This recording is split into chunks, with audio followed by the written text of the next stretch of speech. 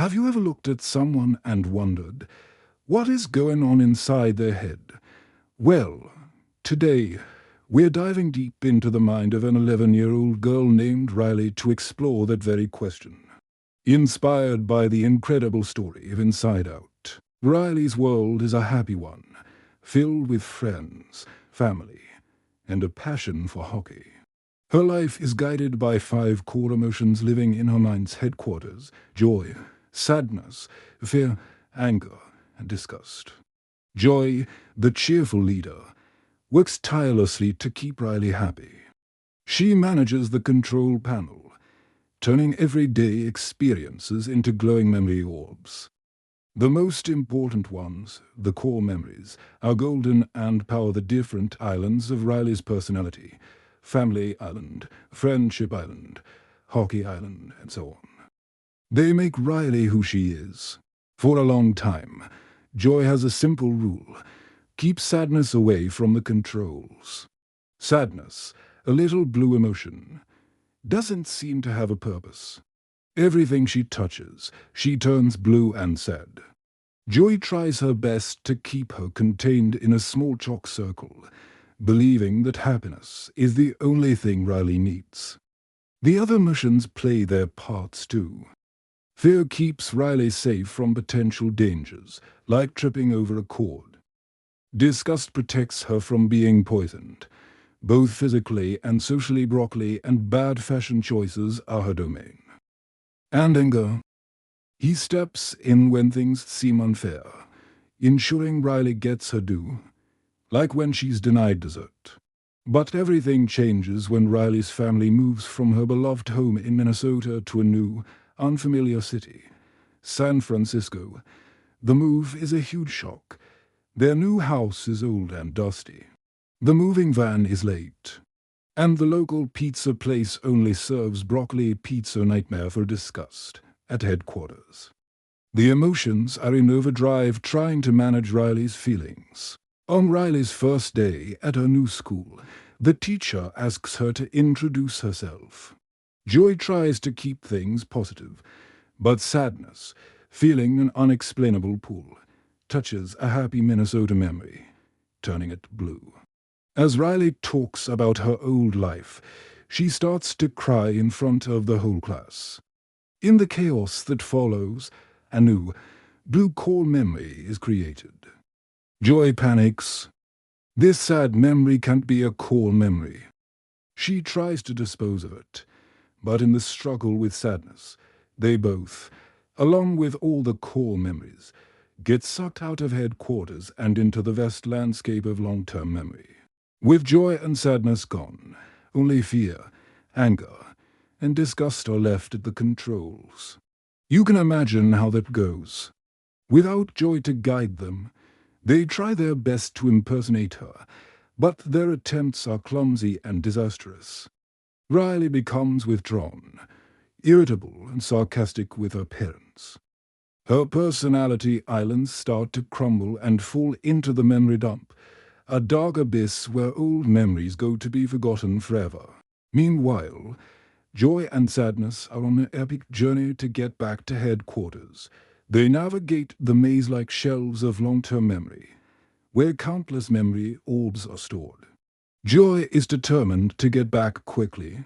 Dragging a reluctant sadness along, she still believes that sadness is the problem, that a touch ruins everything. Their adventure leads them to some incredible places within Riley's mind. They visit Imagination Land, a place filled with everything from cloud towns to a French fry forest. They even ride the train of thought, a little train that travels through Riley's stream of consciousness. Along the way, they meet a very special character, Bing Bong, Riley's imaginary friend from when she was little. He's a fluffy, pink creature made of cotton candy, who cries candy tears. He's been wandering long-term memory, hoping Riley will remember him again. Bing Bong agrees to help them get to the train of thought, which can take them back to headquarters. But when they see his beloved rocket wagon being thrown into the memory dump, he breaks down. Joy tries to cheer him up with silly faces and jokes, but nothing works. It's Sadness who finally helps. She sits with Bing Bong, listens to him, and acknowledges his grief. "I'm sorry they took your rocket," she says softly. "That was your favorite." By allowing him to feel his sadness, she helps him process it. He cries out his candy tears, feels better, and is ready to move on. This is a huge turning point for Joy. For the first time, she sees that sadness has a purpose. She understands that acknowledging and expressing sadness can be a way to heal and connect with others. Their journey is far from over. As Riley's mood worsens in the real world, her mind becomes a more dangerous place. The train of thought derails. During a desperate attempt to escape the memory dump, Joy and Bing Bong fall into the abyss. Down in the darkness, surrounded by fleeting memories, Joy feels hopelessness for the first time. She looks at the sad core memory she's been carrying, the one from the first day of school. But then, she rewinds it and sees something she missed. After Riley cried in class, her parents came and hugged her, comforting her. Her teammates from Minnesota came to cheer her up.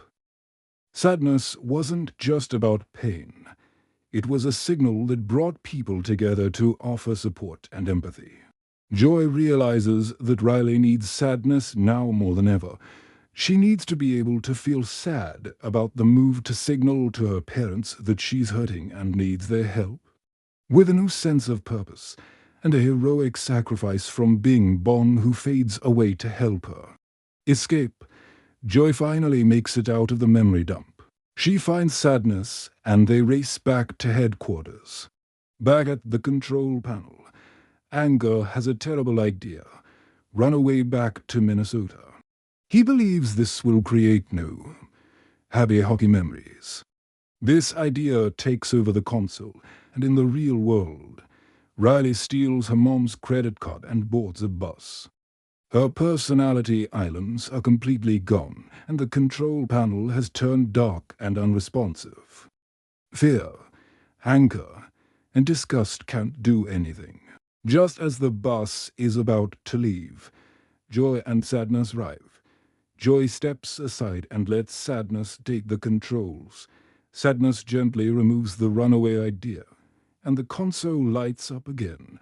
Riley, overwhelmed with emotion, gets off the bus and runs home to her parents. Back home, Riley breaks down, finally able to tell her parents how much she misses her old life. She cries, and her parents hold her, telling her they miss it too. In her mind, Joy and Sadness work together at the console, creating a new, beautiful core memory. It's blue, but it's swirled with gold. It's a memory of sadness and connection, of love and family. This new, complex memory creates a brand new, bigger, and more stable family island. From that day on, things are different in headquarters. The emotions learn to work together. The control panel is upgraded, allowing for more complex feelings. Riley's new memories are no longer just one color. They are swirls of different emotions, just like real life. She adapts to her new home, makes new friends, and continues to love hockey. Her personality islands are rebuilt, stronger and more intricate than before. The story of Inside Out is a beautiful reminder that every single one of our emotions is important. Joy is wonderful, but we also need sadness to help us connect and heal. We need anger to fight for fairness, fear to keep us safe, and disgust to protect our standards. Life isn't about being happy all the time. It's about embracing the full, complex, and colorful spectrum of our feelings. It's what makes us human. Thank you so much for joining me on this journey into the mind. If you enjoyed this exploration of emotions, don't forget to like this video and hit that subscribe button for more stories that make us think and feel. See you next time.